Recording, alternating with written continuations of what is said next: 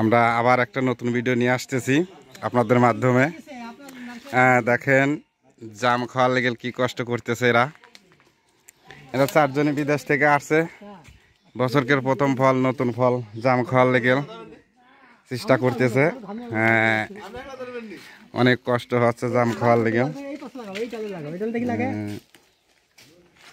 এই দেখেন প্রচুর ঘেমে গেছে জাম খাওয়ার লেগে। কত কষ্ট জাম খাওয়া।